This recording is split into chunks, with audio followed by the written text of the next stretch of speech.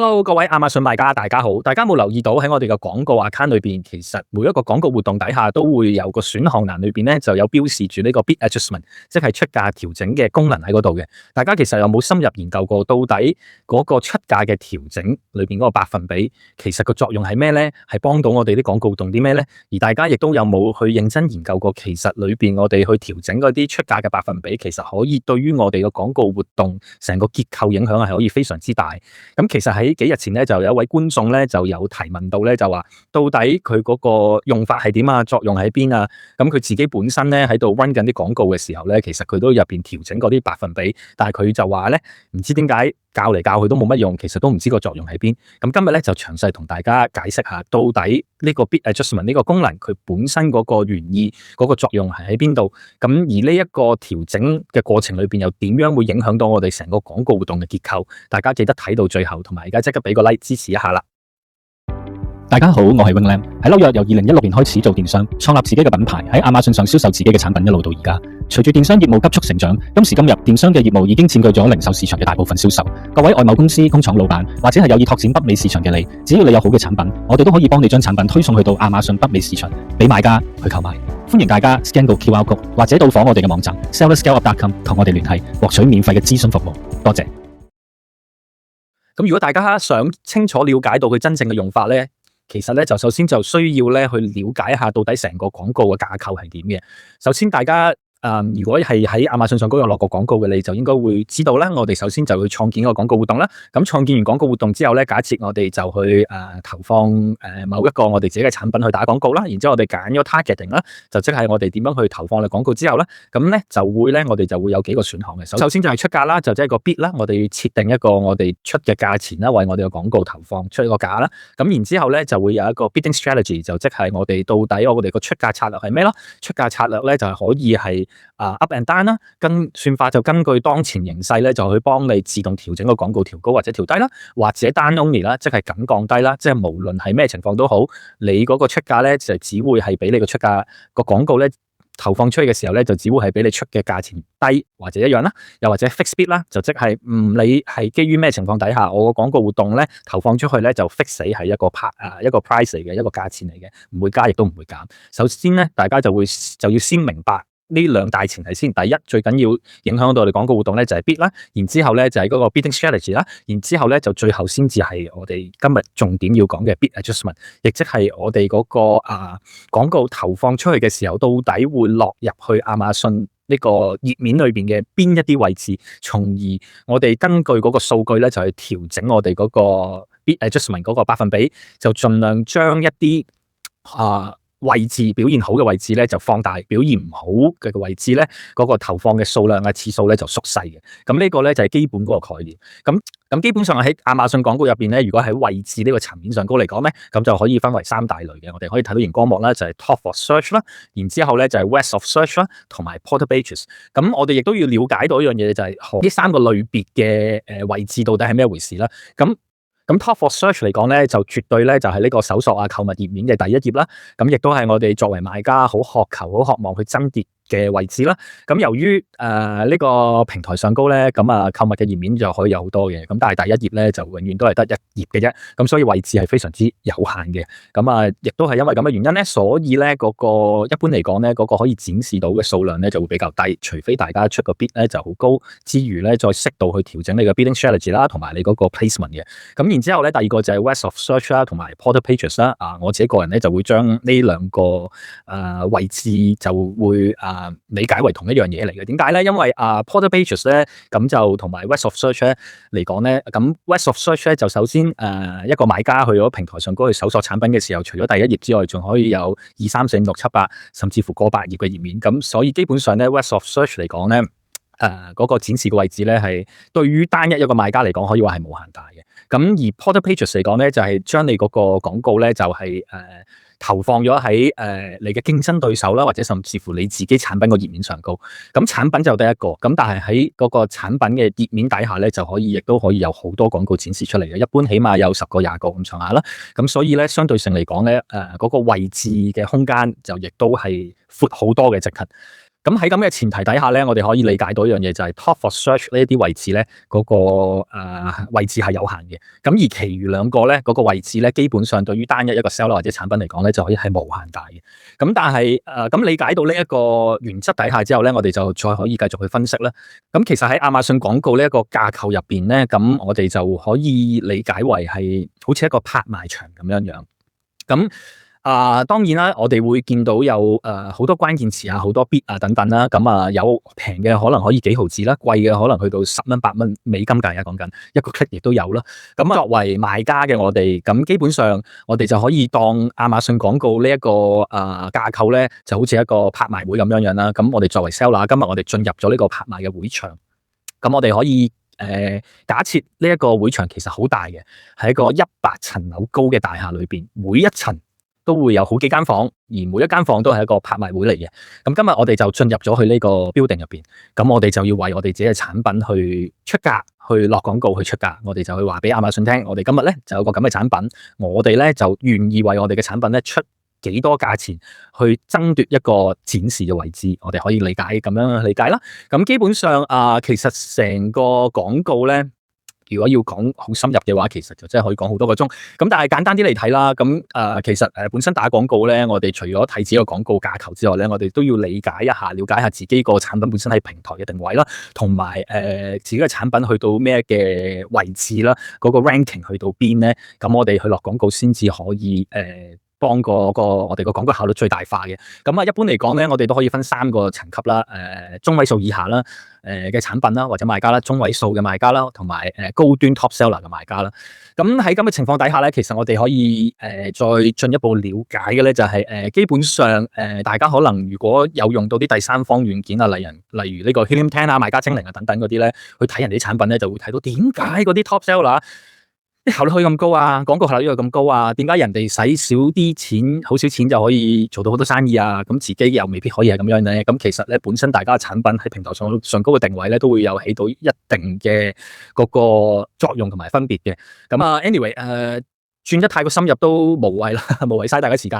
咁簡單啲嚟講，我哋可以定性為啦，如果今日大家係 top seller 嘅話咧，其實你可能咧去到呢個 building 門口嗰度咧，就已經自動有呢個接待員咧，就直接將你送到去第90層同100層嘅拍賣會裏邊去進行拍賣啦。咁如果大家係中位數嘅賣家，可能咧就會都會需要啲時間先進入到 building 啦，然之後咧就會直接可以進入呢個可能打個比喻講，第30層到第70層嘅拍賣會場裏邊啦。咁然之後，如果大家本身係新手買家、新產品嘅你咧，就可能咧，甚至乎需要喺 building 出面咧，就要先排隊，咁然之後先可以進入會場啦。咁而你可以去到嘅樓層，可能只不過係第1層去到第29層咁樣樣啦。我哋可以理解為咁然之後咧，基於大家有咗呢個咁嘅概念之後咧，咁我哋就可以繼續好深入咁同大家講，到底呢個 bid adjustment 到底係咩一回事？咁頭先同大家講到啦。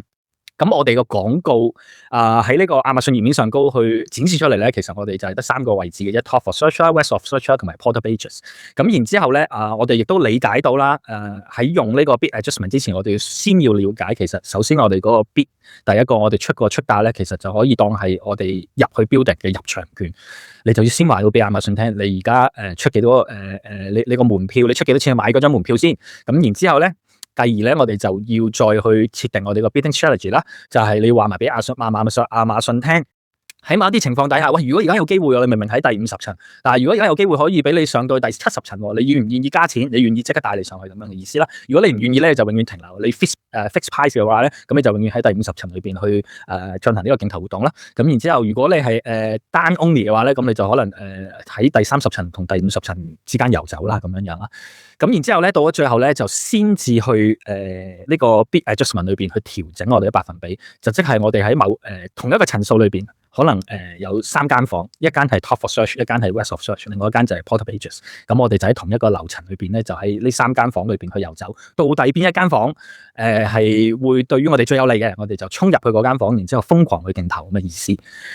咁理解完個概念之後咧，其實我都唔知自己呢個比喻好唔好啦。其實喺成個亞馬遜嘅 ecosystem 裏邊咧，可以話好複雜，但係亦都可以話其實都唔係咁複雜，嚟嚟去都有幾招好簡單。咁希望我嘅解釋係大家清楚明白啦。咁然之後咧就可以即刻同大家講解下啲實際例子。我哋可以睇下熒光幕呢度咧，大家睇到呢個廣告活動啦。咁首先我哋其實可以睇到嘅就係一個 sponsor product manual targeting 嘅廣告活動啦，然之後我哋會睇到呢個 placement 啦、位置啦，頭先講過3個啦，然之後我哋要睇嘅咧就係呢個campaign bid strategy 啦，咁我哋就可以睇到係呢個 dynamic bidding down only 啦，就即係呢個廣告活動裏邊嗰個出價策略咧就係咁降低嘅，咁然之後我哋睇到暫時呢個廣告活動咧個 bid adjustment 係所有都係0% 啦，冇去設置任何嘅 adjustment 啦，因為咧呢個廣告本身咧就係啱啱先開始啦。咁然之後咧，我哋可以睇到呢個 impression 呢度，我哋跟住咧就越睇越深啦。我哋睇到第一頁咧 ，top of search 得60次嘅展示量嘅，然之後 west of search 同埋呢個 product pages 咧都好多。咁然之後我哋再睇到 click 啦，咁當然啦 top of search 本身嘅展示量少 click 亦都少啦。然之後咧第2、第3欄咧就相對性比較多啲啦。然之後我哋可以咧理解再深入啲就睇到呢個 CTR 啦，亦即係 click through rate 啦。咁喺首頁展示出嚟嗰個 click through rate 咧就大好多啦。咁 west of search 同埋 product pages 咧就低好多，都係得0.幾個 percent 啫。咁點解咧？咁其實係正常嘅0.幾個 percent，因為本身你嗰個產品就係係一個已經有好多產品嘅頁面上高展示出嚟。大家可以諗下west of search 可能嗰個 buyer 就係已經係碌緊第2頁、第3頁，唔知幾多頁，咁上高有好幾十個產品同時展示出嚟啦。咁然之後，咁當然同一個頁面裏邊譬如有30個產品，咁佢可能只會撳一個嘅啫嘛，咁你1/30嘅機會啦，可以咁去理解。咁所以咧嗰個 click through rate 低咧，亦都係正常。咁 product pages 亦都係一樣啦，喺一個產品頁面裏邊可能會有20個產品出嚟，咁嗰個買家可能亦都只係會點一個啦，點完一個，咁去到另外一頁之後就再接第二個產品，可能睇亦都係再係其他廣告啦，再點亦都未必大家嘅廣告有展示到出嚟啦。咁然之後咧就去cost 呢個都唔係喺呢度睇啦。actually 都會睇都唔重要啦。咁然之後我哋睇 CPC 啦。咁我哋咧就可以睇到啦。咦？點解咁奇怪 ？Top of search 首頁點解嗰個 cost per click 會咁平嘅咧？先3毫9子，反為其他冇咁好嗰啲位仲貴啲喎，8毫幾子喎，係咪？咁咧我哋就 skip 咗呢度先，我哋繼續睇落去 purchase 啦。第一個靚位咧就做咗單啦，跟住就4單1單啦。咁然之後我哋再睇 sales 都唔重要啦，我哋睇 ACOS 第一個，哇好犀利喎，展示量好少 ，cut 咗2次啫喎，就有一單中喎，咁個 ACOS 好低喎，2.53%喎，個 conversion rate 其實真係等於50% 噶咯，咁哇好理想啦，係咪？咁然之後再睇下低咧，哇30幾個 percent ACOS 其實都唔係話特別標青啦，係咪？咁嚟到呢度咧，大家就可以發現一樣嘢啦。咁對於某一啲賣家嚟講咧，其實可能一睇到呢個即刻，哇點解咁㗎？哇唔得，我要即刻走去個 bid adjustment 嗰度交。唔得啦，咁樣嘅情況3毫9子一個 bid 啫喎，咁靚嘅位做到咁好生意，即刻交100%咁樣，我要提高佢。然之後咧，變相跟住咧就會覺得，哇，其餘嗰啲簡直係嘥晒啲錢啊咁樣。咁其實咧，單係睇呢個頁面咧，其實如果有經驗嘅買家咧，就可能會洞察到。首先呢個廣告活動咧就係啱開始咗冇幾耐嘅啫，2月5號先開始啦。然之後咧再睇。表面上 Top of Search 一個表現係好好，我哋應該就要即刻去調高嗰個百分比，將話俾亞馬遜聽，我哋願意出高好多價，我哋要即刻爭位，做好多生意，因為有錢賺太好啦，又搶到 ranking 等等。但實際上嚟講咧，其實咧，我哋可以但其實實際上嚟講咧，數據咧就反映到俾我哋睇。首先我哋要理解點解 cost per click 會咁低咧？原因就係因為根本我哋喺呢一間競爭咁激烈嘅拍賣呢個房間裏邊，其實我哋可以進入到呢個房間嘅次數係非常之少，因為我哋本身嗰個 base 嗰個 bid 係好低，所以我哋根本連門口都入唔到，只不過係好好彩地入咗去2次，而又好好彩地有1次投中，就係咁樣，個事實就係咁樣樣。但係點解嗰個 click 都可以咁平咧？原因就係呢個可能會係一個由於佢係 manual targeting 啦，咁可能係 keyword targeting 啦，咁可能會係用到 board 或者 face 嘅關鍵詞去打廣告，又咁好彩咁啱撞到有一段時段，咁啱係冇競爭唔激烈嘅情況底下，咁就總之就推送咗呢個廣告出去，咁就做到生意嘅啫。咁其實係唔代表一切嘅，其實單睇呢個頁面嘅話咧，出嚟嗰個話到俾我哋聽嘅就係，只不過係簡單嚟講符碌好彩，就唔代表任何嘢嘅。咁反觀嚟講咧，我哋睇第2、第3啦 ，West of Search 同埋 Product Pages 咧，點解可以咁多展示量咧？就係因為本身喺呢兩個廣告位置嘅情況底下咧，其實有好多位出嚟嘅。雖然有好多位，但係亦都會有好多競爭者一齊去競投啦，因為喺 West of Search 同埋 Product Pages 嘅情況底下咧，可以有基本上你落任何廣告咧，無論你係咩配搭啊、咩設置都好咧，都係會係喺呢啲位置裏邊展示出嚟嘅。例如無論你係用 Keyword Targeting 啊、Product Targeting 啊、Auto Targeting 啊，或者你去揀選一啲投放 targeting 嘅時候，你係根本唔係用 product，唔係用 keyword， 而係用成個 category、成個類目咁樣去打廣告啊。又或者你揀選係同你嗰個產品有關聯度嘅位置，你就落廣告咧，就將自己產品推送出去咁樣。所以喺一個位置好多，亦都競爭激烈嘅情況底下咧，其實咧我哋可以睇到咧第二、第三行咧，先至係呢個廣告活動裏邊競爭嘅主場。所以你見到個 impression 有好多啦，幾千次，咁然之後咧個 CTR 好低啦，因為好多競爭者啦，咁然之後click 亦都有啦，咁亦都做到生意，但係個 ACoS 出嚟就30幾個 percent。咁基本上咧喺呢個咁嘅情況底下咧，如果大家有面對到呢啲咁嘅廣告活動咧，假設呢個廣告活動2個月後、3個月後都係咁嘅情況咧，咁大家如果覺得30幾個 percent ACoS 係 OK 嘅話咧，咁你其實可以都冇需要理佢咧，唔需要調整啦，繼續有去 run 咯，係咪？因為廣告活動可以有好多個，你呢一個廣告活動已經達到咗某一個目的啦。咁然之後你當然你係需要有好多唔同目的啦，係咪？你一個產品你需要唔同嘅策略，有啲廣告係要賺錢，有啲廣告要衝排名，有啲廣告係維持排名等等等等。咁總之呢個廣告活動，大家首先就係理解你嗰個原意係點，你可以接受嘅程度係點。假設呢個廣告你係可以接受30幾個 percent ACoS， 咁冇問題嘅，你繼續留喺度啦。咁如果係假設長期嚟講都係咁，而大家又接受唔到嘅話咧，咁可以做啲咩咧？咁其實咧就應該係先去將你嗰個 bid 嗰個競價咧調低先，因為咧你喺個主戰場裏邊咧競爭太過激烈啦，你咧就要適度地調整翻個出價，喺呢個主戰場裏邊唔好競爭咁激烈啦，因為你競爭唔嚟啊嘛，你覺得個 ACoS 太高啦，係咪？咁而你嗰個 bid adjustment 你冇得校負數噶嘛，咁你咪就去個 bid 嗰度校低咯，直接你校低咗個 bid，咁佢嘅展示量就會少咗俾你啦，係咪？咁你喺嗰兩間房裏邊個競爭少咗啦，然之後 top for search 你覺得你係有競爭空間嘅，咁呢個 bid你而家已經冇展示量啦，係咪？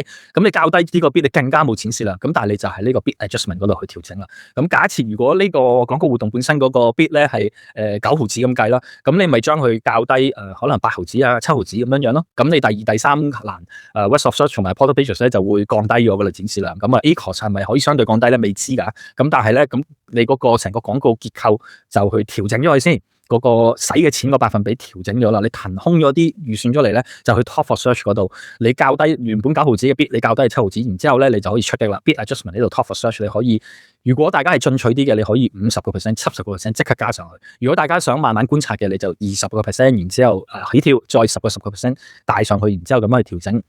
然之後就睇之後個表現啦。咁其實咧，成個 bid adjustment 咧裏邊嗰個最大嘅作用咧，其實咧好大部分情況底下咧，係在於幫我哋點樣去平衡翻成個廣告嗰個結構。都係嗰句啦。廣告活動推出咗出嚟啦，然之後你到底你嗰個產品要派送去啲乜嘢位置，先至對你最有利咧？先至可以幫到你整個廣告活動嗰個 ACoS 啊平均啲啊，表現平均啲咧。咁就係 bid adjustment 咧，就係起到最大嘅作用。咁但係係咪bid adjustment 就無敵咧？絕對唔係。有好多人咧就會誤會一樣嘢，包括我自己啦。以前做亞馬遜都覺得，喂，我而家出100%，點解都冇料到嘅？係咪？咁其實都係嗰句啦。bid adjustment 咧就係只不過係幫大家去調整翻、平衡翻成個廣告嘅結構，燉翻勻啲，就唔好話成日淨係派去第一間房，你嚿錢就係咁多噶啦，係咪？你每日個 budget 就係咁多噶啦。而家大家睇到啦，個廣告活動每日 budget 得20蚊咁少，咩就係20蚊啦。就睇下你要派3間房，派邊間房啦？派邊間房對你最有利啦？你自己落廣告，你咁我冇可能知道你個產品係乜啦，你個廣告活動係點啦，係咪？咁你自己先最清楚了解到底你啲錢點樣使出去，對你自己先最有利噶嘛，係咪？咁成個概念就係咁樣樣啦。咁跟住落嚟咧，就可以再同大家睇一睇另外一啲例子。我要加快啲講啦，因為條片應該已經好長啦。咁跟住落嚟咧，呢個咧就係另外一個例子啦。咁呢一個廣告活動就都係 manual targeting， 應該係 keyword targeting 啦。有可能係 product targeting 啦。anyway， 咁都23年開始溫咗差唔多3年啦。然之後每日預算30蚊。咁我哋都係睇到啦，位置都係個3個嘅啫，係咪？咁然之後咧，我哋就要理解啦。我哋做呢個 bidding strategy 或者唔係 sorry， 我哋去調價呢個 bid adjustment 之前，我哋就要理解到底個bidding strategy 係咩回事啦。咁就係dynamic bidding up and down。咁今次唔係單 only 嚟，頭先個例子俾大家睇咧，就唔係就係單 only 嚟嘅。咁你 up and down。咁本身咧，我哋已經知道咧，我哋呢個調整嘅策略咧，就已經話咗俾算法聽。當前有啲咩機會係可以做到銷售嘅，我哋願意出多啲價。我哋已經係比較進取地喺調整呢個 bid adjustment 之前咧，已經有一個更加 aggressive 嘅做法，已經係幫呢個廣告互動設置咗噶啦。咁然之後你再睇啦，呢個廣告互動本身個 bid adjustment 啦，top of search 係加咗40%啦，然之後 rest of search 咧就加咗10%啦，portal pages 就冇加到。咁我哋一路睇落去啦，我哋直接跳到去 CPC 呢度啦。咁首頁就當然係會貴啲啦，話1.9蚊一個 click 喎。咁然之後咧rest of search 都1蚊啦，咁 portal pages 就8毫半啦。我哋就睇個廣告個表現啦 ，ACOS。咁首頁咧就30幾個 percent 啦，咁然之後其餘頁面咧就30%啦，咁然之後咧，哇產品嘅頁面咧，哇好差喎，50幾個 percent，咁然之後咧平均成個廣告活動咧就係36.92%啦，咁咧喺呢個咁嘅情況底下，首先我哋要了解咧就係我哋呢個 bidding strategy 已經係 up and down 啦，咁所以要唔要需要調整我哋個 bid adjustment 之前再調整個 bid 咧，就基本上咧喺咁嘅情況底下我就唔會嘅。調整個 bid 先嗰個方法咧，對於我自己嚟講咧，就通常咧就只不過係單 only 先至會咁樣嘅啫。如果已經 up and down 咧，我就唔會去再教個 bid 啦。正常情況下，咁然之後我哋可以做啲咩咧？我哋可以理解咧，就平均嗰個 ACOS 係36.92%。咁如果假設呢個係我可以接受嘅水平啦，咁然之後咧，我哋就都要去適度分配㗎，係咪？3間房喺度，喂，點樣啲錢點樣派發，點樣使出去先至可以最高效率啦嘛，係咪？咁然之後我哋就可以睇咧，我哋可以用呢個平均值嚟做一個指標。咁然之後 portal pages 咧嗰個咧就好明顯好差啦，係高於成個廣告個平均值啦，咁所以一定係0%啦。咁然之後 rest of search 假設36%係可以接受嘅，咁我哋見到佢而家係30%，咁我哋就變相可以咧有空間或者再加多3-5% 喺度啦，嗰個 adjustment。咁然之後大家睇到呢個首頁嗰個 ACOS 係38.24%咧，高過個平均值。咁如果大家覺得咁樣唔舒服嘅，哇1.9一個 click 真係太高啦，唔係好劃算，咁大家就可以適度調整啦，校翻低啦，唔好40% 啦，用35% 或者30% 咁樣繼續推送個廣告出去啦。咁當然唔同時期有好多產品其實可能有季節性嘅效果啦，又或者係會嗰個你本身嗰個 niche 嗰個 market 嘅變化，而呢啲數字會有唔同啦。咁所以大家就呢度咧就有陣時未必需要太頻繁去調整嘅。你今日見到咁嘅百分比啫，可能聽日咧嗰個下一個月你再睇，可能其實 portal pages 嗰個百分比又未必係50幾個 percent，可能跌翻到去30% 都可以嘅。咁然之後咧，我哋就再睇另一個呢個咧就係第3個例子啦。咁佢嗰個咧嗰個 campaign 本身個 bid strategy 咧就係 rule-based bidding。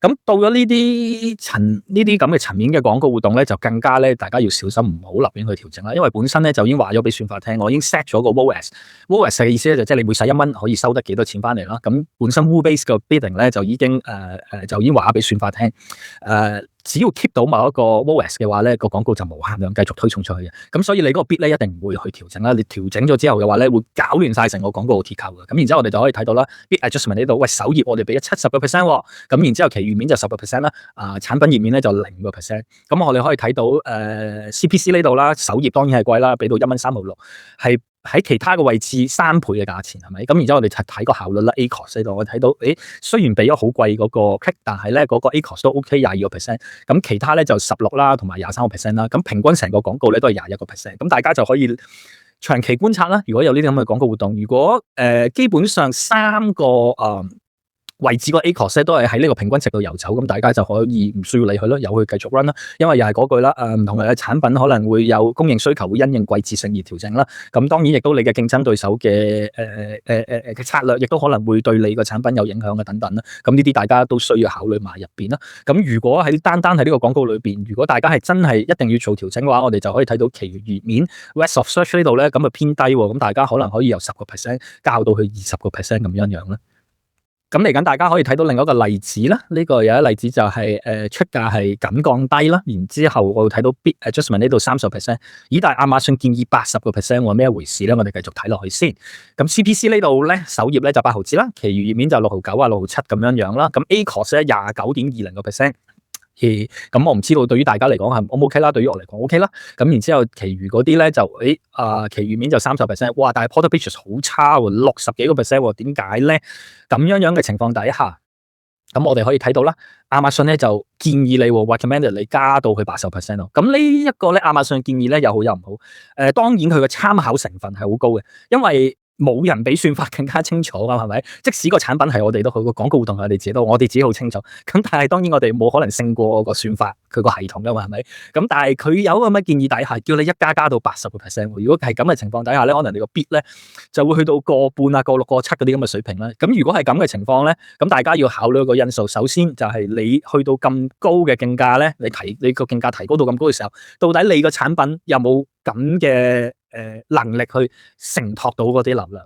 承托到之後，你有冇咁嘅能力去轉化到啦？當然係咪？你可以一教跟佢聽佢咁講，教到佢80%。當然佢個算法有咁嘅建議咧，又咁去根據啦。咁你可以聽佢講信佢一嘢就調教到80%啦。但係出嚟個 ACoS 可能就會變高，亦都可能唔會，好難講。咁但係對於我自己講咁多年經驗嚟講咧，我就唔會即刻咁 aggressive 啊！當然，除非當下我唔介意廣告預算使多咗，我好需要銷售，我就聽佢講即刻調到80%。如果唔係咧，可能我會先教到50%啦、60% 等等啦。咁然之後，大家睇到下低呢度60幾個 percent portal pages 好差，咁我又冇得教負個 percentage 啊，係咪？咁或者嘅另外一個方法咧，大家就乾脆，因為反正佢嗰個 bid strategy 係 down only 啊嘛。咁唔會太過咁，如果我直接去改個 bid 嘅話，其實都唔會影響到嗰個成個廣告個活動嗰個結構嘅。咁我咪直接去個 bid 降低咯。假設我個 bid 係設置係8毫子，咁我直接降低個 bid 先，降低佢6毫。我唔要喺其他頁面嘥咁多錢啦。咁降低完之後，首頁個表現最好啊嘛，其他頁面表現都最好啊嘛，我咪直接喺呢度較低咗個 bid 之後，再喺呢個 bid adjustment 裏邊再較高個百分比啦。咁然之後咧，最後一個咧就一個比較極端啊，同大家分享埋呢個例子啦。我哋可以睇到，哇！一嚟咧，大家就睇到個 bid adjustment 89%，咩事啊？咁其實一般嚟講咧，呢個百分比咧，我就建議大家就唔好太過進取。一般嚟講，可能都60-70% 都好頂磅嘅。咁但係我哋睇到呢個89%，咁跟住亞馬遜仲 recommend 你100%添，佢同你講89%都唔夠，要你再加。咁我哋就再睇啦 ，CPC 呢度個幾啦，咁其餘面都幾好啦。咁我睇到 ACoS 呢度，喂，其實個效率未必係咁高啫喎，你將個 bid 校到咁高嘅時候，咁其實喺其他嘅位置推送嚟講，好似仲好喎。例如呢個產品頁面啦 ，portal pages 所以見到20幾個 percent 嘅喎。咁如果係咁大家會唔會考慮呢個百分比又拉翻高啲咧？係咪？當然可以直接簡單嚟講，大家可以咁做啦。然之後你個 top of search 嗰度，你唔好再信亞馬遜啦，個產品承接唔到咁多嘅流量，個轉化跟唔上，咁所以咧就你會降低翻啲你呢個百分比啦，由80%可能你就會大家可能考慮下大幅度即刻降低到50%或者60%不等啦。然之後其餘頁面 rest of search 呢度咧40幾個 percent 都好高。咁大家可能直接降到0，然之後就睇下打後落嚟嘅會個結果會係點樣啦。咁啊，跟住落嚟啊，仲有一個呢一個例子亦都係可以同大家分享埋呢一個啦，就係我哋可以睇到啦，呢個本身係一個 auto targeting 嘅automatic targeting 嘅廣告活動啦。咁然之後我哋都睇到咧campaign bid strategy 呢度咧係 rule based bidding 啦。咁即係亦都話俾算法聽喺keep 到保持到某一個 ROAS 嘅情況底下咧，就將我哋廣告不停咁推送出去啦。咁然之後我哋睇到 bid adjustment 呢度咧就只不過係好中性嘅調整啦，30%、20%同0% 啦。咁然之後大家睇到 CPC 呢度咧都係好低啦，幾毫子。咁然之後 ACoS 都非常之靚仔啦。咁要同大家講呢個例子咧，大家可以留意到，其實平均嗰個 ACoS 都20%喎，好靚喎。咁仲要係呢個自動廣告嚟喎，好高效率喎。咁佢又 keep 到個 ROAS 喎。咁喺咁嘅情況底下咧，其實我哋可以睇到一樣嘢就係，其實相對性嚟講，呢個產品係強嘅。咁喺轉化各方面啊，表現各方面都係強嘅。咁但係咧就要按照大家嗰個情況啦。如果大家覺得當下呢個 campaign 冇問題 keep 住係咁樣，我唔需要多啲銷售，因為佢表現好好，我呢個廣告活動有錢賺。如果大家唔願意去冒風險嘅話咧，咁就當然係 keep 住咁樣啦，因為你可以再去開其他唔同廣告活動啦，係咪？咁但係如果大家覺得唔係呢個廣告活動好好，我個庫存量亦都好充足，我個產品又夠強，我一定要繼續將呢個廣告活動放大嘅時候咧，咁大家咧就可以去考慮下咧，就繼續將呢個 bid adjustment 推高啦個百分比，又或者將呢個百分比保持，就直接雖然佢係有呢個 rule based bidding 嗰個 strategy 喺度啦，咁但係大家亦都可以咧將呢個 bid 再推高啲嘅。點解咧？因為其實佢個產品本身強啦。單一就咁睇呢個頁面，睇到呢個廣告活動嘅表現已經話到我哋聽，咁所以咧，大家係可能可以考慮再將呢個廣告嗰個每日 budget 同個 bid 咧都再推高啲，因為佢係呢個產品有乜能力去承接到更加多嘅流量，因為佢轉化率強嘅關係，所以咧大家咧喺如果有一啲廣告活動係個表現係咁樣嘅話咧，大家就係啦，可以有兩個選項啦，可以再推高呢個 bid adjustment 咧，又或者其實就咁推高個 bid adjustment 咧都未必係一個好好嘅做法，最直接應該直頭再將個 bid 推高啲，咁就將攞多啲流量做多啲生意。咁當然啦，如果大家去再推高啲個 bid 嘅話咧，咁就係有可能影響到個廣告效率同結構嘅，係因為風險喺度嘅。咁但係就要睇下大家要唔要 take 呢個 risk 啦，去做多啲生意啦，就係咁樣樣。咁今日咧基本上咧就非常之詳細同大家分析咗呢個 bid adjustment 到底係咩回事，用法係喺邊啦。咁到咗最後亦都可以提醒大家一下，就係對於我自己嚟講咧，其實咧 bid adjustment 咧就係大家要理解點樣去平衡翻成個廣告嘅結構，點樣幫我哋將我哋嘅產品去放去最適合嘅位置嗰度，投送出去俾賣家去點擊同埋購買嘅。咁如果大家覺得係 bid adjustment 裏邊其實可以有其他更加advanced 嘅用法啦，又或者有其他唔同嘅見解嘅話咧，就歡迎大家留言啦，我哋可以大家一齊分享下研究一下啦。睇到嚟呢度仲睇緊嘅觀眾，希望你哋可以俾個 like 啦，支持一下啦 ，subscribe 我嘅 channel 啦，記得撳埋個鈴鐘啦，每逢有新片出嚟咧就會提醒大家可以睇啦。咁如果大家喺亞馬遜上高銷售有咩困難啦，啲 listing 唔知點樣去管理啊，又或者廣告唔知點樣投放嘅話咧，就非常之歡迎大家去聯絡我哋啦。我哋係有呢個 full management 嘅 service 啦，亦都有淨係幫大家落廣告嘅服務嘅。咁就下次再見大家啦，拜拜。